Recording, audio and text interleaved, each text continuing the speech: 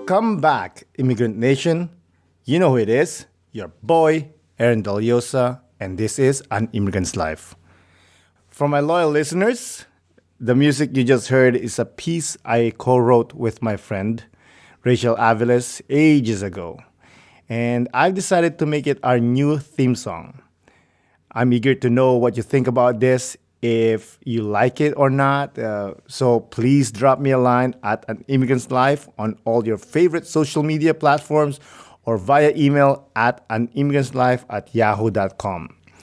And as a reminder, this podcast is available wherever you enjoy listening to your podcast. New year, new season of An Immigrant's Life. I'm excited to new adventures, new stories from more incredible guests.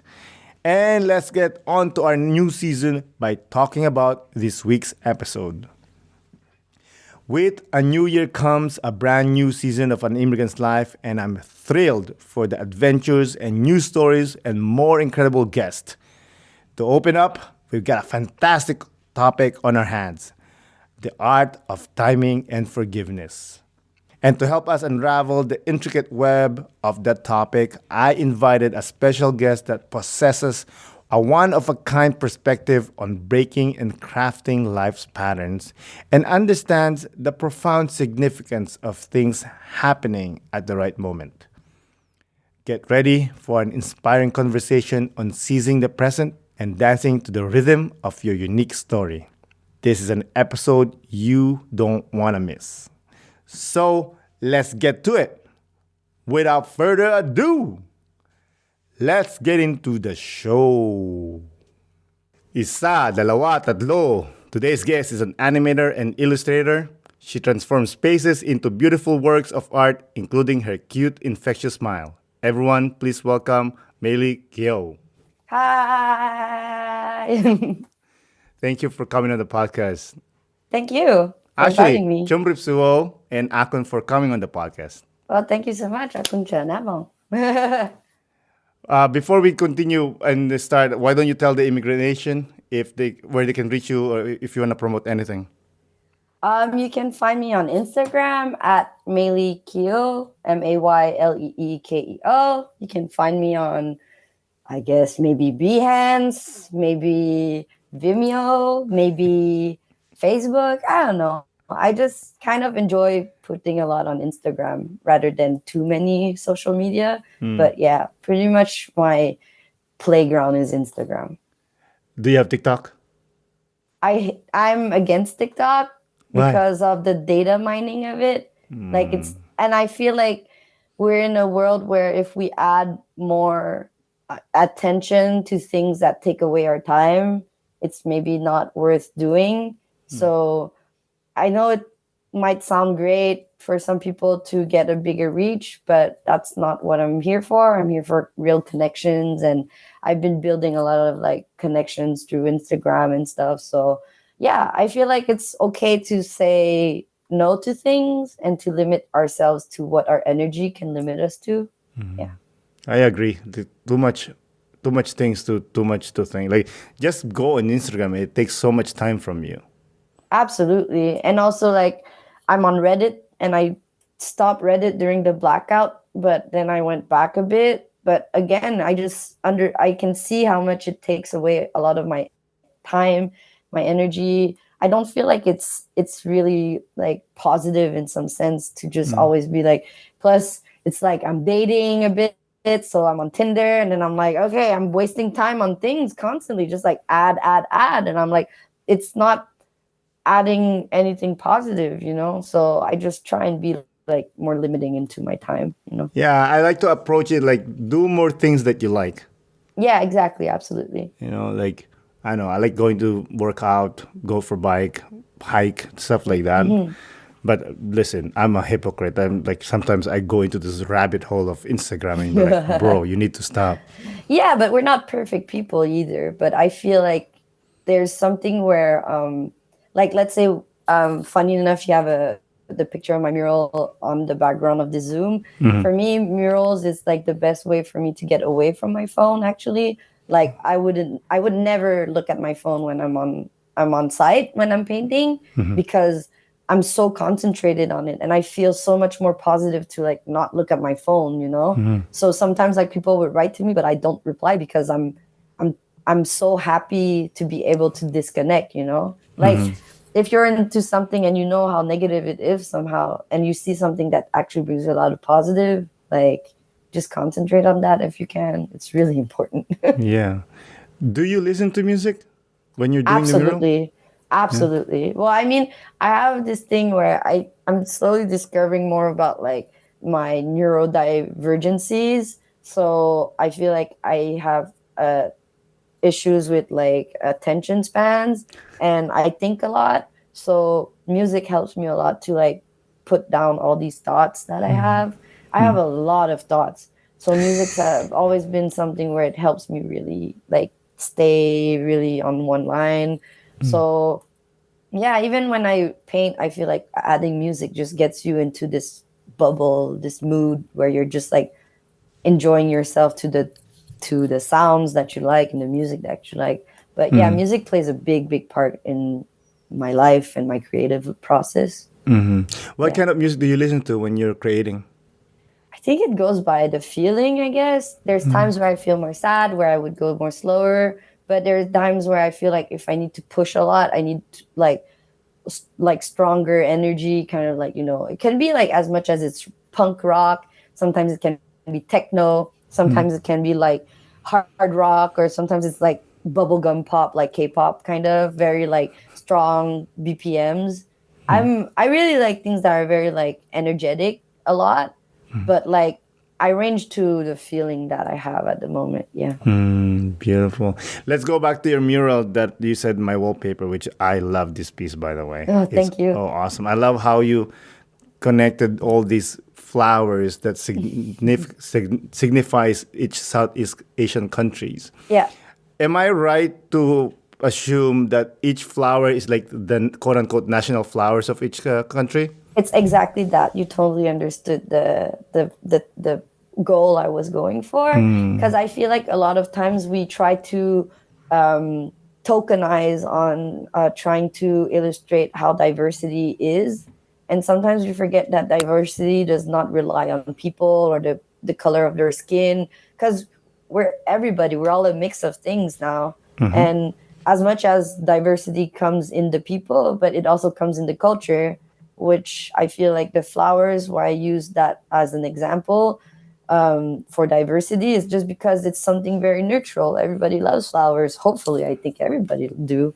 But the people who might see their own flower, their own national flower, or at least these Southeast flowers, I feel there's like a connection that might be to it. Like as much as the lotus is the national flowers of Vietnam, or the champai, or like the hibiscus and all, they're all flowers that we know of. So even if it's not something a country that we know, it's still a connection to the feeling of these tropical flowers. Yeah, I love it. I was looking at it and it's like Philippines has the sampaguita. Yeah, And I'm like, cool. yeah, what's up? I love it. It's so cool. Thank you. And excuse for my word, but it's like it's so simple, but it's so direct as well.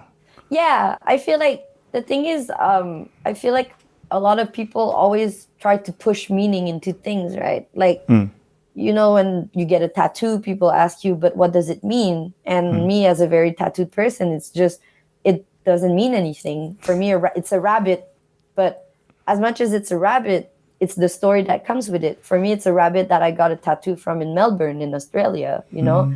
And when it comes to my art, I keep it not, I'm sure it's simplified, but I feel like art is a language where everyone can understand, even if you don't speak the language of, or you don't understand where it's from, you can still connect to it somehow in the feelings or the emotion or the sentiment, right? Like if you just see flowers, it's fine. But if you see more than just a flower, that's even better. But you don't have to force some kind of narrative onto things that doesn't need a narrative, you know? Like I just wanted to make flowers of Southeast Asia, and it's written on the wall. So you don't have to like look for much more to it, right? It's right there, and that's fine too, you know? So yeah. Why was it important for you to have to create this art that shows the Southeast Asian representation? So it was for this festival called Festival Shoni, which is like a more like Asian food art market kind of. But I feel like in Quebec mostly, or in many places, people don't know about Southeast Asia. They would know Japan, China, or Korea, where it's more interesting, or people would talk about Bali, but they don't know it's in Indonesia. Maybe they would think Bali as one thing, right? But for me, it was like me as a Cambodian person also. I remember I was coming back from my trip, and then I called someone on the phone and I said, I came back from a trip from Cambodia. And she said, where's that? I'm like, it's in Asia. Yeah, okay, I don't know where it is it? And she said, and sorry, and I said, well, it's next to Vietnam and Thailand. And she said, oh yeah, Vietnam, Thailand, I know, but Cambodia, I don't. And that was a moment of like reflection where not only it opened me to like this unfortunate ignorance. It's not bad. I mean, everyone grows and learns differently. But for me, it went like this invisibility that creates on so many diverse countries in the Southeast Asian space. Like, there's so much culture that comes from it, and so much culture that gets like forgotten in this history, you know? Because people just see the mainstream of Asia, right? Yeah. Like even people forget maybe that India is actually an Asian country as well, right? You know? So there's these things where I just feel like I'm not trying to push anything. I'm just trying to educate in a simple way without having to like force anything. For me, it's the desire of representation is my main, like one of my main values and goals. I want people to feel like they're seen also. So I guess creating this mural was to say, you know what, we exist, and we are Asians that are maybe further away from what you know. And you know, because most of the time also when people see us, I guess they would be like, oh, are you Chinese, are you Korean? Me, it's like, are you Filipino? And then I'm like, no, I'm Cambodian, you know. But people would still stay into like the generalities of stereotypes rather than forgetting the details that lie inside so many things that the world has to offer, you know? Yeah. Why do you think Cambodian doesn't have much representation? I think personally for me, there's a lot that comes because of like the war and everything. I feel like there's an invisibilization of like the fact that, you know, the Vietnam War took a big space during like the Vietnam War, but like also there's also a very like centric cultural historical thing with the US in the world. So maybe people don't talk about these like other countries that were affected as much. But I feel like also in Asian culture, we don't speak up, you know? And it's really the diaspora right now that's taking space and taking the narrative now, you know? We grew up so much. I'm so sorry I say you know so much, but I feel like a lot of it stems from how we grew up saying, don't take space, don't be angry, don't be this, don't be that.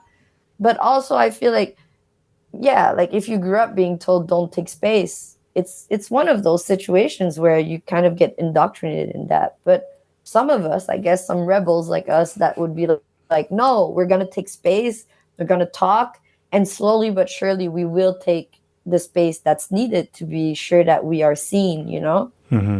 I feel like there's a lot of things that are also like from the past, but I don't think concentrating on the past would actually help us move forward. I feel like the actions we take now, like I said, the diaspora right now, children of immigrants or new immigrants or whatever that come in and see that they feel that desire to take space, that's how we'll be able to be more present, more prominent, you know?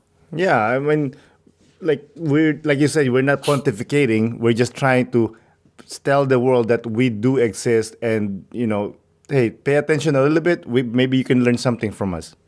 Yeah, or just open your horizons, you know. But again, everybody learns differently. Everybody learns in different ways and in their own time as well. But I just feel like, you know, I don't feel mad about it, but it does gives me a fire it lights up a fire of me desiring to push more, you know? And I hope that's in a sense, because yeah, there's a lot of like anger and frustrations when you hear about things about like, oh, like one thing is happening to your like motherland, and you do feel angry and anger, but I'm at a point of my life where I'm just like, put that anger into somewhere else, put that energy Mm. into somewhere else. Like I said, I'm angry about all this like social media sucking away all the humanity of things. But like I said, I will put that energy in other places, you know, Yeah. and that's kind of what I feel like we should be doing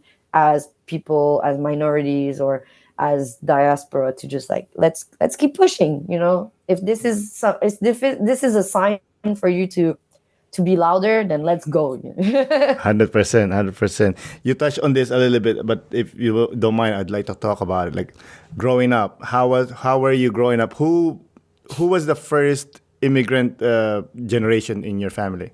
Meets my parents, and yeah, I was.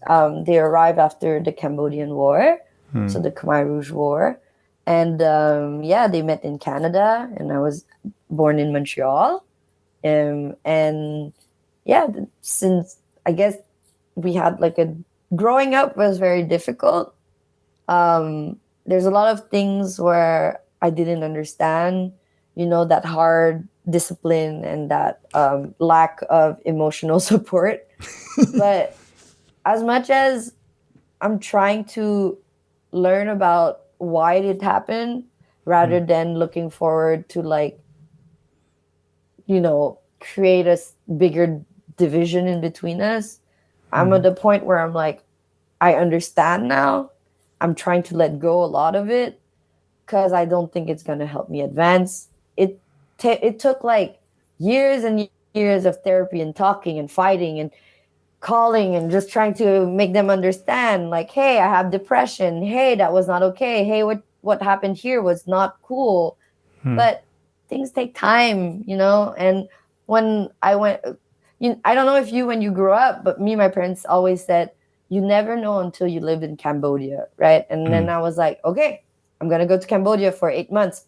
Bye. And I did it. So they can't use that reason anymore. But by doing so helped me a lot into like gaining some perspective and just like learning more and more to be like, okay, I'm breaking an old pattern, but I'm also breaking it while understanding why. Why did that pattern happen? How did that pattern happen? And to be like, you know what? If if this is our way to be able to heal in between us, then that's fine. I understand the past is the past and I can't change it, but what I can have now is what I can be able to move forward and better. And I'm not against what I've learned, you know. I've learned a lot about compassion. I've learned about like different ways to love and the hard work and the hardships that come to it. Even if there was a lot of hardship, yeah, but again, there's a lot of things where I'm just like thankful to have Yeah, grown up in that environment. 100% for sure. But to that point, what's your opinion when people say, "Oh, hard," like people that are so creative and so smart and so driven, usually comes from that kind of pressure. Um, I think everyone has their own different ways of dealing with pressure or had dealt with pressure. I'm not saying that trauma should be this main leader of your creativity, right? Because trauma is so much to unpack and unwind, and but if it's part of how you need to heal, then use it as a force. But I don't see or I don't feel that what or how am I creating is part of that. I think I'm just creating because I'm just a very emotional person, to be honest. Like, I feel like that's something that's been repressed a lot when I grew up, maybe. And that's maybe something that I try to exteriorize a lot now because I feel like I can and I have the space for it. But I don't know at some point where that is the main factor of how I create, you know? Like, I think I just create because yeah, it's the environment that inspires me, what inspires me at the moment, or what I want to do, or I don't know if I've done this link in between. I've done a lot of it when it comes to like, yes, talking about me and my background and everything. It does mix in other things, but I'm not gonna say like, oh yeah, this is representing when my parents used to beat me up, you know? Like it's not something that inspires me somehow, or it it can be helpful again in different situations, but I think 90% of my work is not part of the trauma of that, because being able to have the privilege to create is already a sense of healing somehow, because I'm doing a type of work where most of our culture would say don't do that because it brings no money, or oh, this is not worth doing because it's not like financially stable, you know. So to have all of that somehow, it's maybe my way of healing then, and my way to create. Yeah. When you were young, like you said, you were the art being creative was being suppressed. Did you always want to be an artist, or were your parents forced you to do other career path? I don't think they forced. I think with time, I understand the desire of wanting to protect the child to have something stable. And I understand that it's a duty of a parent to be sure that their child is fine, you know? And that's very understandable. Unfortunately, it does create a sense of like inability of being good enough for the parent. And that creates a lot of tension inside. But I've always drawn since I was a kid. Like I would remember drawing Sailor Moon, Dragon Ball. It's all things where it's not like something I can't remember. I do remember these very, very well. And more recently, I'm trying to include more my parents in what I do. Like, hey, come see me paint a mural, come see me do this thing. And they do. And once I've heard like my dad talk, and he was talking to someone, and he said, well, you know, she's in arts and she's always been drawing. So, you know, what can you do? And that, in a sense, that kind of validated me, because that means he's always seen, or my parents has always seen me create and draw. So it's not something like they were repressing. They just knew about it, but they didn't knew how to handle it. And that's very understandable, right? But even if they weren't able to, like, I managed to find mentors in my life instead to replace that. Like my art teachers in high school, I've grown an immense gratitude to them, to be thankful to them for not having let me go when I was so into like trying new things. Like every time they had a new exercise, I said, that sucked, can I do something else that's more challenging, you know? And that's something that for me was like cool, because I had people that believed in me and believed that I could push harder. And if it wasn't for them, I wouldn't have chosen the career path I have today. So I know like what they brought for me was very good and very like amazing as immigrant parents, right? But sometimes they couldn't fulfill the things that you need because they don't know the resources for it. Yeah. So hopefully people can feel like, sure, we are asking a lot from our parents because they're our parents, but hopefully there's other people that can help you fulfill the things that are missing and keep you pushing and not give up on your dreams of wanting to be a creative. Yeah. Also, one thing I speaking to children of immigrants is sometimes people tends to forget that immigrants are growing too while the kids are growing. They're Yeah. growing as wherever they move. Like this Canadian, like your parents, they moved to Montreal. They're trying to be Montrealers and they're trying to figure out things while raising this kid. How can we raise this kid to be like us, but not really like us? Yeah, there's a big division for sure. And there's something so resilient about immigrant people or immigrant parents or immigrant families. They're so fucking busy to just like adapt to something new. And I feel like laws that are forcing people to speak French in 6 months are just ways to just create more division and just a lack of sympathy and empathy to these people who just got kicked out from their own hometown to get a better life. It makes no sense to be unable to create a sense of like empathy to that. Like, who the hell can learn French in 6 months? Fuck that. Like, even Duolingo can do that shit, you know? it's something where I feel so angry about mostly, and it's something where, yeah, I feel like that's where the fuel might come from creating. It just creates like, okay, these people need a voice. I need to share my platform. I need to share what I can bring to help these people who need a voice. And yeah, I just feel like there's resilience that immigrant families have. It's something that people who are born in privilege of being in a place where they don't need to get to leave, Mm-hmm. they'll never know. They will Never. never know the hardships that bring into getting separated from your own roots. Yeah, the privilege that comes with it. I was talking to a friend about this the other day that she was saying that like, oh, I have to go to a different province. I think she is visiting the province for a bit, Hmm. and she's like, oh my god, it's gonna be hard. I'm like, imagine leaving forever. Yeah, exactly. And most of us, we didn't have a choice. We have Oh, to so leave or you, we're dead. so you're a first generation immigrant? Yes, ma'am. Yes, I moved here when I was 20. Okay. And So how did you feel in like trying to readapt in all of this? thankfully, Philippines is very colonized I mean, by isn't it? by the Americans. So we're very like TVs, movies. We saw all these things. So kind of that somehow kind of helped. Hmm. But moving in, I think for me the hardest was finding friends. Oh, absolutely. Building a community of trust, it's so difficult. And to Yeah. not to feel like, and I don't know about you, but I feel like a lot of people are like, oh, but it's funny how people are all separated.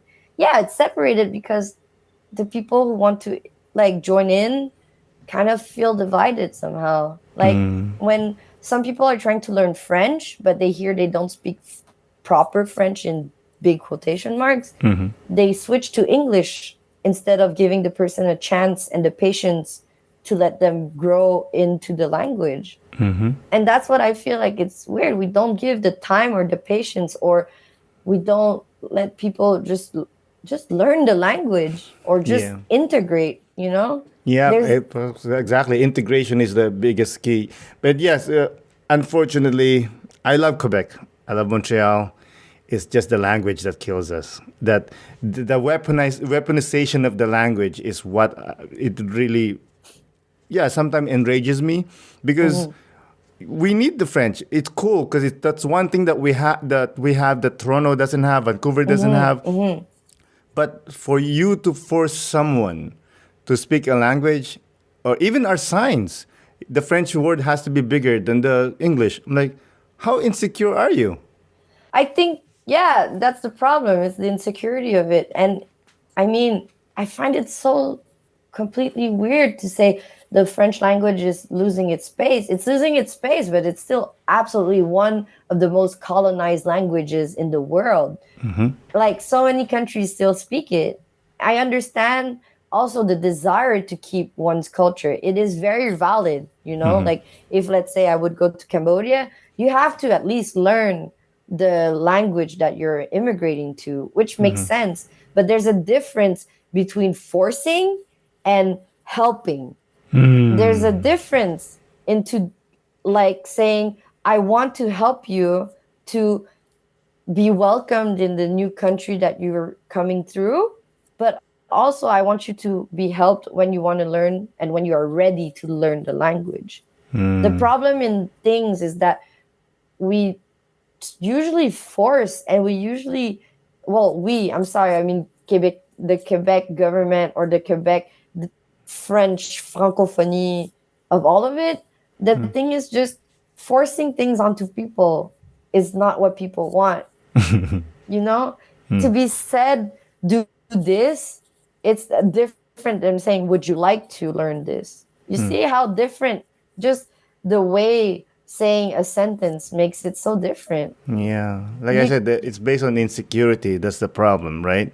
it's I understand it's insecurity. There's a sense of like validation also where I say it's also their culture. I can also understand that. Like I said, you go to another space, you go in another place, you have to at least adapt somehow.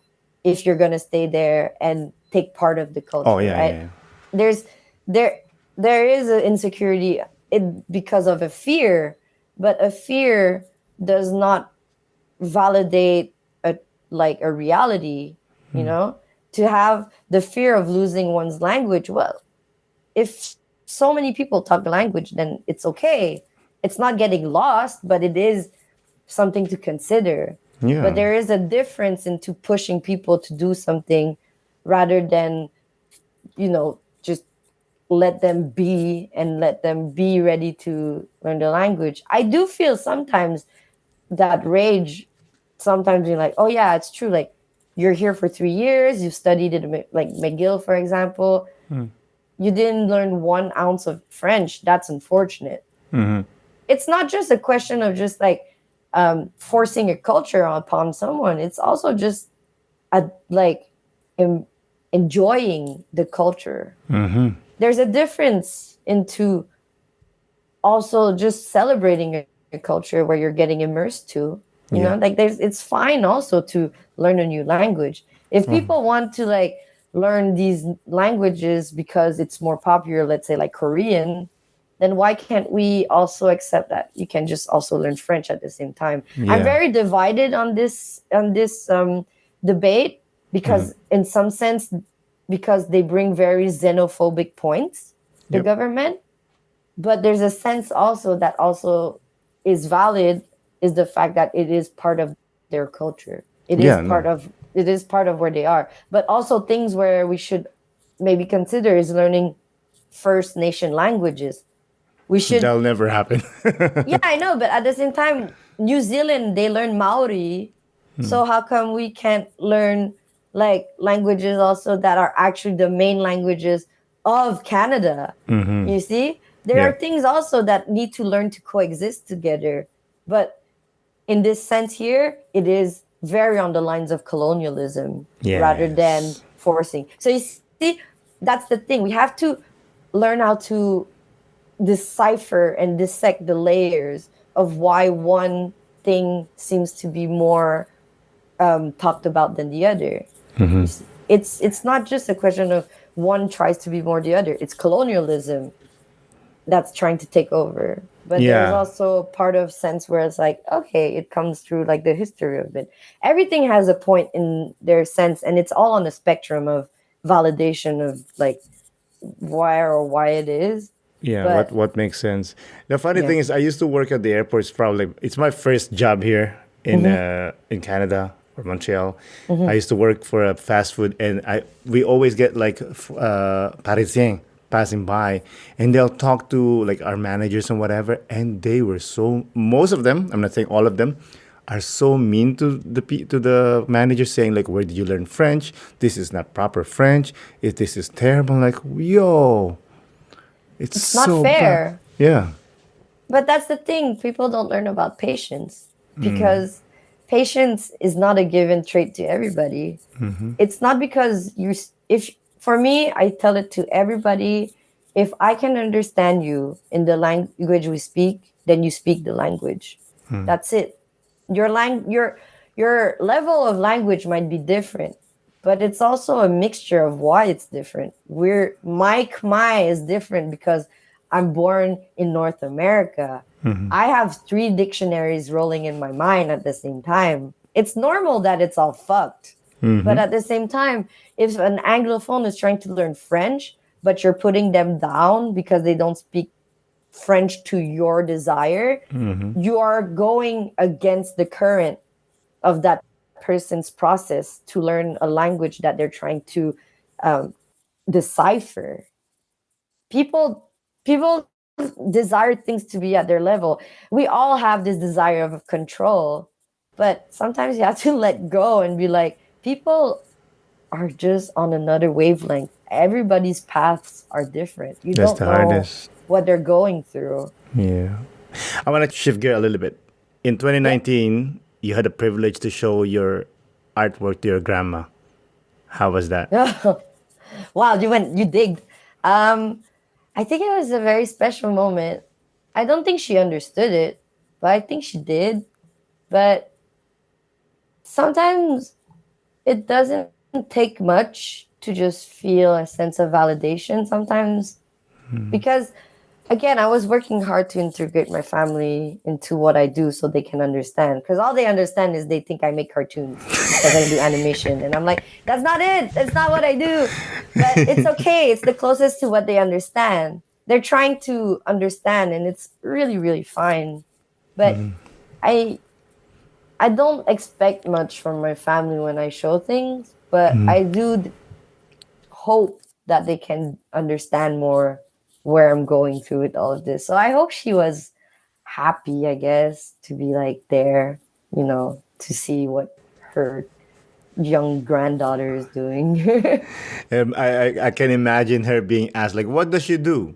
And they were like, "Oh, she goes to the scaffolding and draw something on the wall." Yeah, that's pretty much it. And it is what it is, right? We don't dig deeper, but I think the feeling of her being there was actually really cool. That Yeah, to be have a moment and a picture with her, to just being able to let her see at least once, because I mean, she does Montreal and Cambodia a lot. So she has a lot of family over there, a lot of family here, a lot of family in Australia as well. So to be able to just have a one moment with her was actually cool to have yeah. in my memory. You know what my favorite about that picture is all the people that's standing there. Yeah. Your smile is beaming, and then as the generations get ager, their smile becomes like smaller and smaller, and your grandma doesn't it's not smiling at all. Yeah, my grandma does not smile. She is very stern. I remember when I told my dad, "Hey dad, are you like always mad cuz grandma was always mad at you?" And as much as like I said, trying to break some patterns that exist, I feel like that's one of them, to be like confronting my family, be like, "Oh, this is why you're like this, because grandma is never happy about any, like, she when she saw me when I was blonde, she was like, ugh, why are you getting your hair blonde? This is ugly. This makes no sense. Oh, look at," and then she takes my arm. She's like, "Oh my God, look at all these tattoos. Why are you having all these tattoos? You do this to your body." And I'm just like, well, what do you want? Right? It's there. It's done. Like, it's hair. Who cares? But I mean, we also have to learn to let go of generations that don't understand stuff. Boomers have their own thing. Older generations have their own thing. The ones that are ready to learn will learn. The ones that won't. There's things we can't just like push also. And if my grandma, she's not gonna smile, then so be Yeah, it. and like you said earlier, like they weren't allowed to show emotions.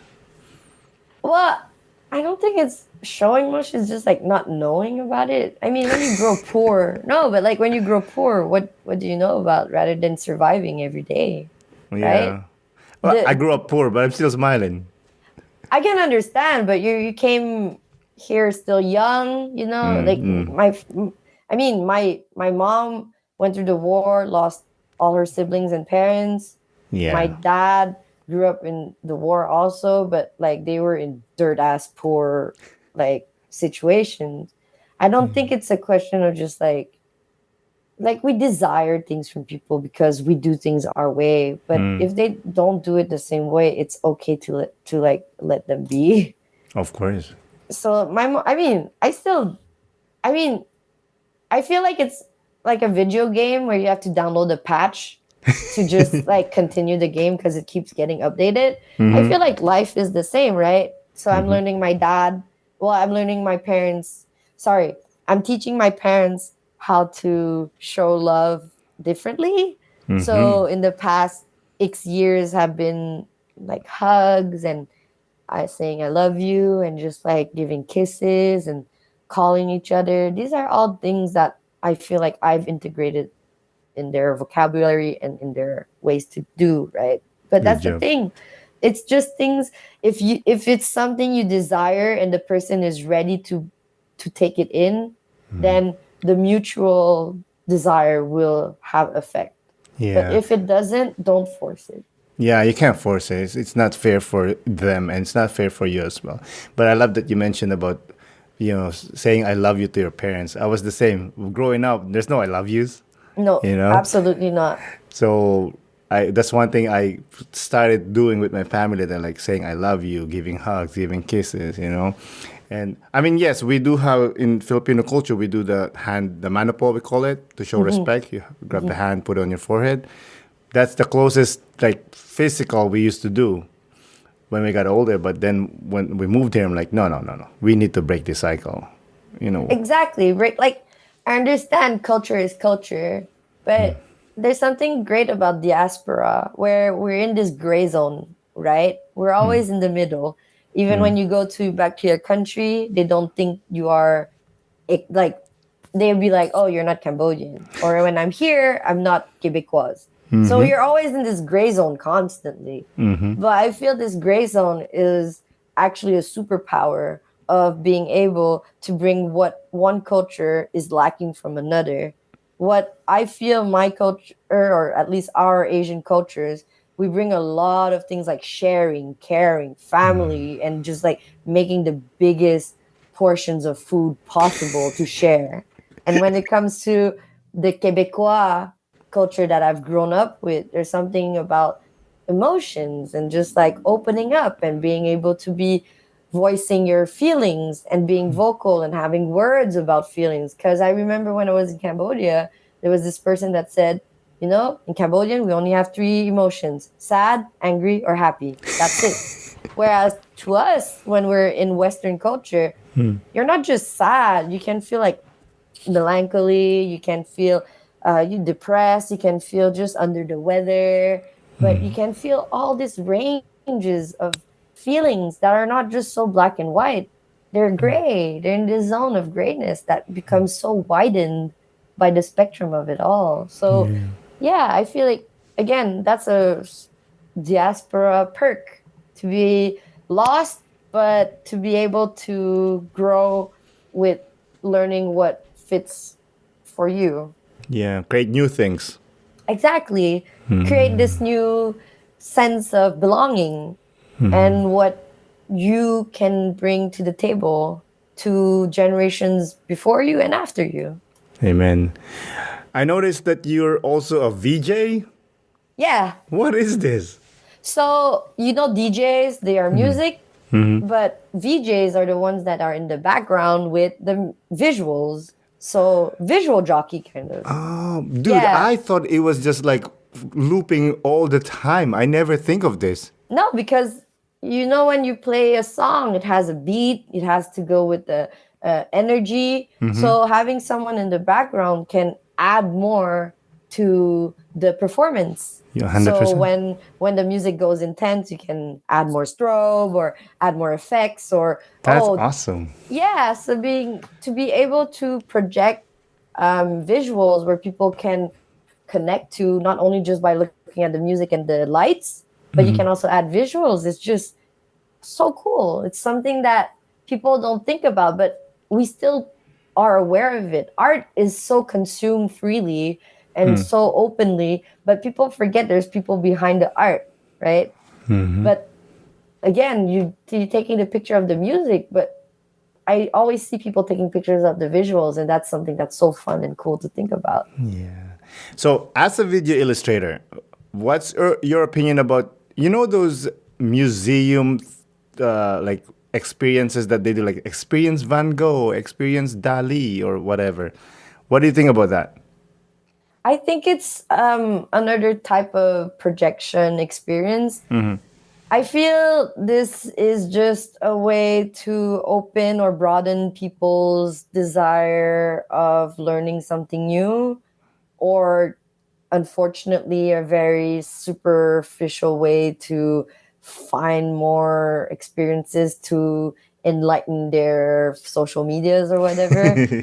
There's a lot of these things happening right now that are very more for your senses rather than the experience. But I don't particularly enjoy it. I'm a very purist person when it comes to arts.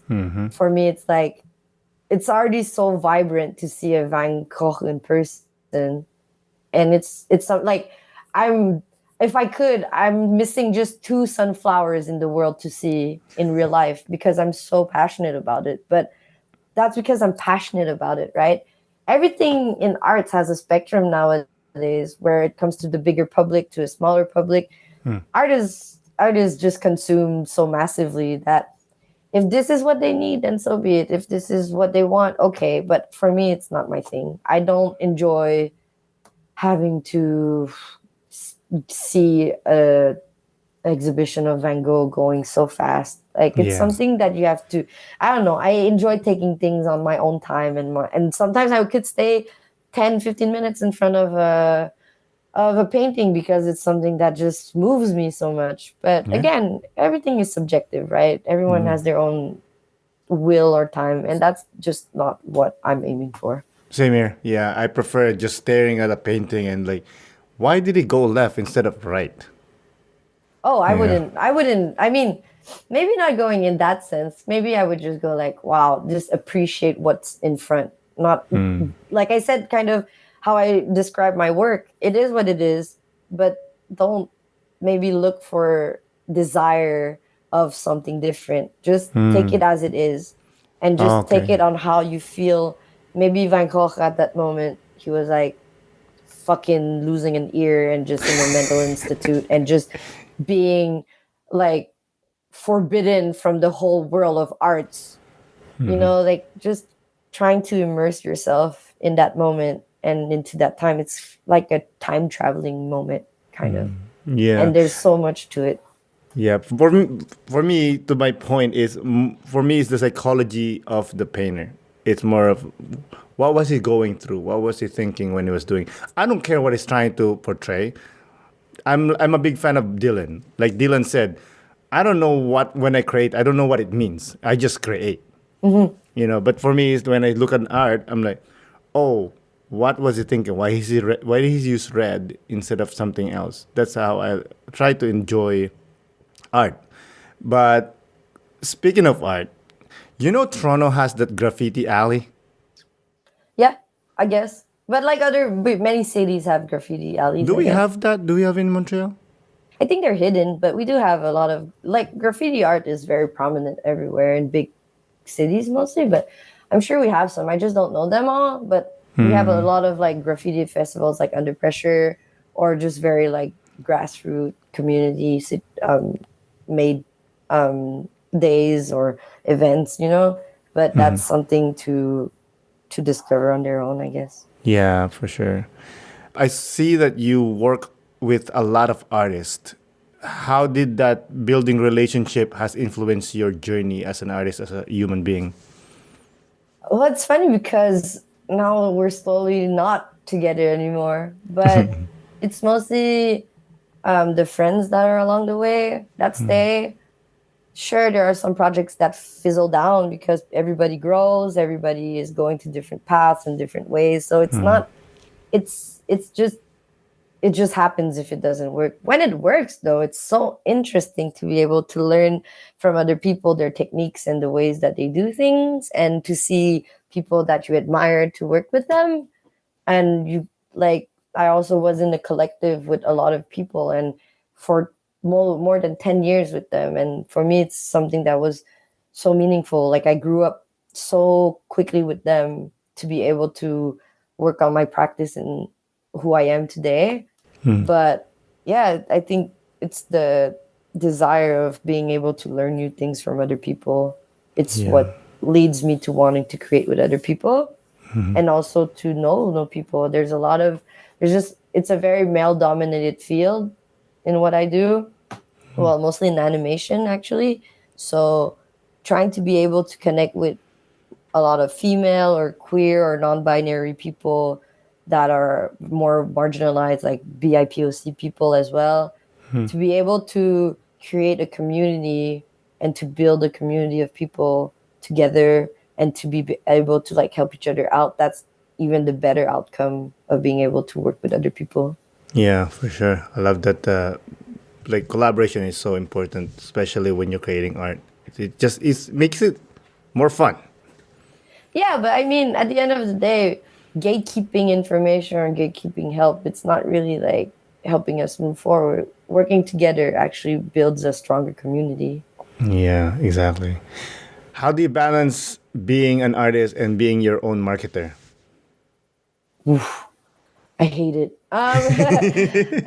But I mean, I feel like people don't understand how difficult it is to sell oneself, because you get into the market and you build yourself up, and then how do you know who you are when you get out of all of this? It's really intimidating. But in some sense, now after all these years of working, when I talk to like students and younger people, what I say the most is don't lose who you are. The personality and your person is what makes you the most genuine in your work. So when I market myself, which is maybe too capitalistic in a sense to say, but the way I project myself maybe to people and I share to people is how I'm just honest with my values and what I believe in. Like it's not something I want to hide. I have a lot of issues that are very near and dear to my heart, and I desire to share them because I feel they need a platform. So if I can be as true to myself, it reflects on my art and the people that want to collab with me. I feel a lot of things that I've been working on for the past 10 years, I've been very lucky to be able to make work that relies on my values and to help society somehow, or just like societal situations that need to be talked about, like the housing crisis recently, or BIPOC people or queer people, all these things that I feel that need more of a push, and to be able to be paid for doing it too, that's so cool. Like, Yeah. yeah, if you can market yourself somehow, and I know it's really difficult with all like the it's technicalities of I have to post at this time and this hour to make it look good or this that, like, you know it shouldn't take much more time as it should. If you want to do it, just do it if you want, but don't do it because you have to. Yeah. You have created so much beautiful art, visually, painting, murals, and videos, animation. But has it? Do you still suffer from self doubt when you're creating? Absolutely. I mean, you say such nice things, and I'm like, "Blah." It's absolutely ingrained in us, also as women, to be told that you're lesser of, and in our culture to always be put down because you're lesser of.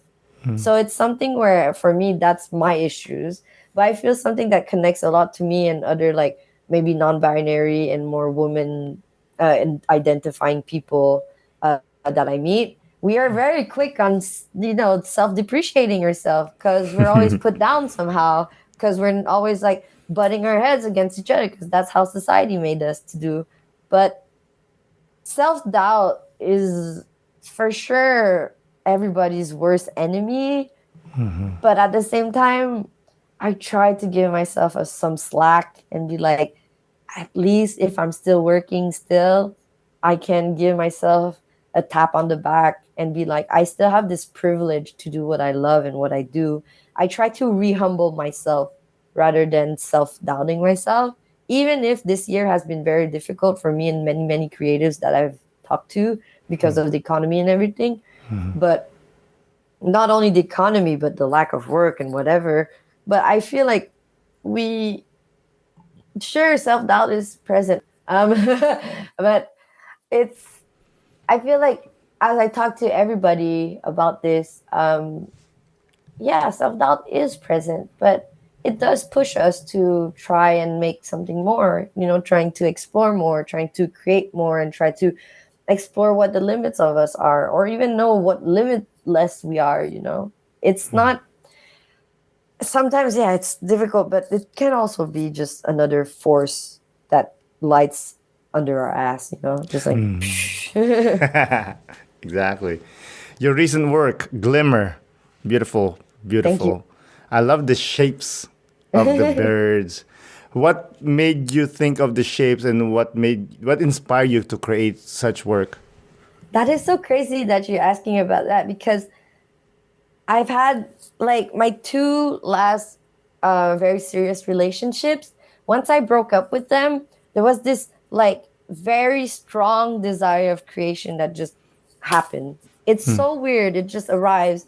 The last time I did that was very similar, where it was more like Madonna as well, woman, and they were just filled with flowers and everything. And it looks kind of like what I did right now with Glimmer, where it's like a bunch of birds with very similar flowery nature patterns and all.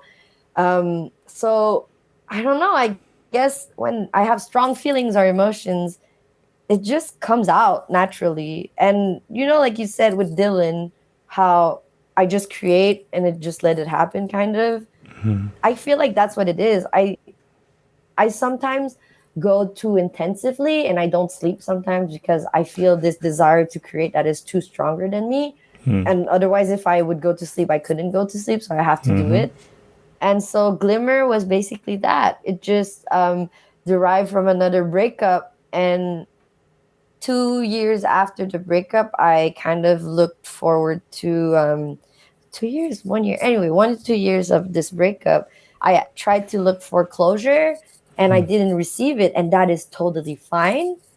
But when that person said, yeah, I don't think it's good for us to desire to push more into that, for me, I said, perfect, we'll stop here, and that's where the boundary stops. And then I just started creating so many birds, and for like 3 nights straight I just kept drawing, drawing, drawing. But for me, it's also, I've always drawn a lot about like, I just want people to see very that quickly what is being drawn, kind of like the flowers. I want to see people to see the flowers, or I really like when people can see how it is. And maybe the birds unintentionally maybe just signify a sense of freedom or a sense of like going out, or it's so simple. I feel what I've done, but I don't think I've analyzed it as much as some people might have. And that's what I try to do with my work, is just I just push it out on a paper and that's it. I don't always think much about it. And sometimes if that's what I want to do, I just do it. Or if I want to write a story, I just write it and then I do it. I don't like again, I don't block the feelings. I Yeah. really move by my feelings. You have to do it. You have no choice anyway. I have no choice. If I have to sleep at 7 a.m. in the morning, I will. And that's how powerful I feel my emotions lead me to my creations. Yeah. And I that's, love, yeah. yeah. Go ahead, sorry. No, no, no, please go. Oh, we're just saying, like, I had a former guest, and he's very creative. He's super creative, but for some reason, apparently, he cannot create his own original work. His music, videos, photography, everything, it has to be someone suggested.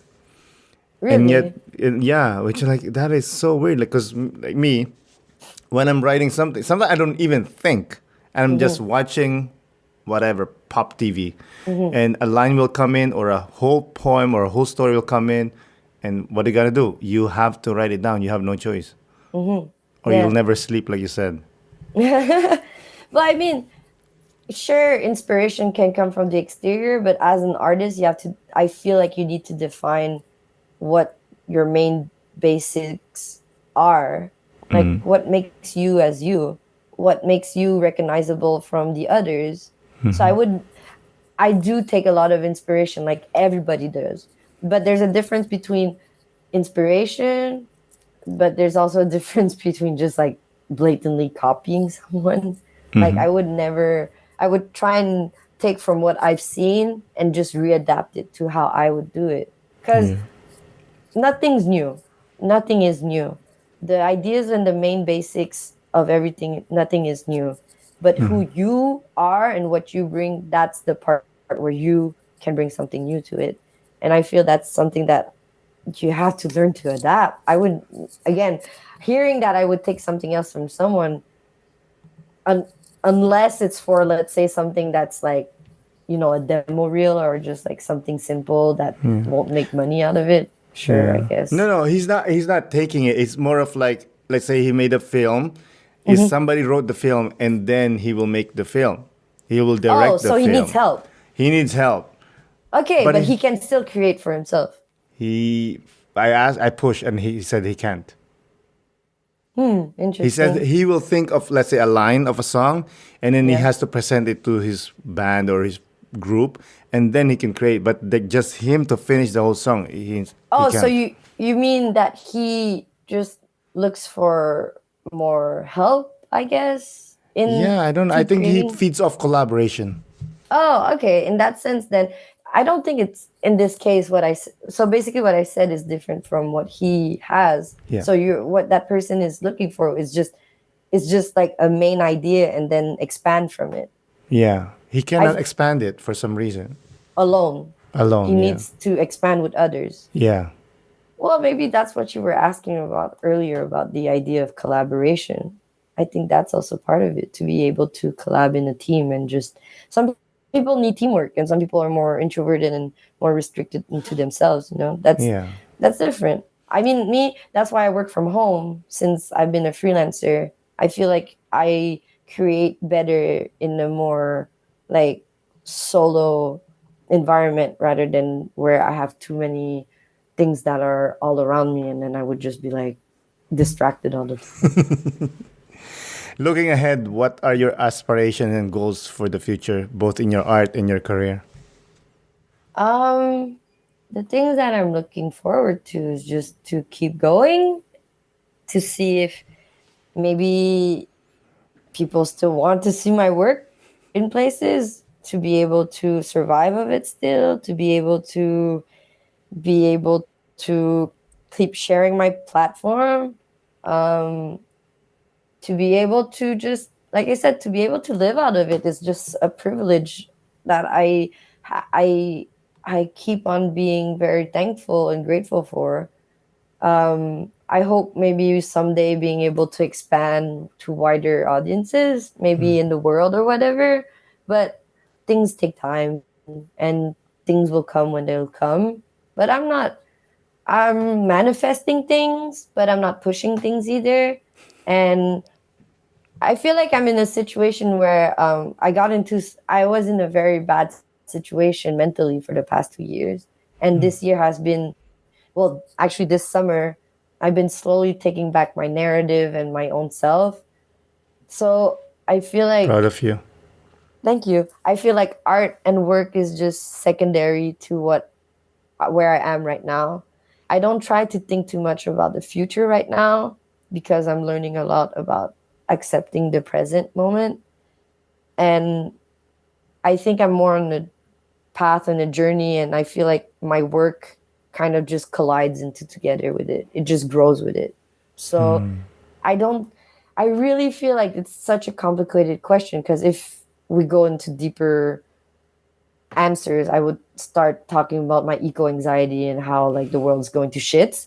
But other than that, if in a very like egotistical sense of this conversation, I just hope for the best and hope that things will still go okay for me, and that's all I Everything. need. Everything is okay, and everything will be okay. Well, I feel like that's actually wrong because that's toxic positivity. But I just feel, yeah, I don't desire that everything will be okay. I just think that hopefully things will be okay, but things will happen on their time rather than pushing into positive, constant thoughts. Well said. Let's close out with that again. Maylee, before we close out, if you want to say something, promote anything, of if you have any last remarks, go ahead.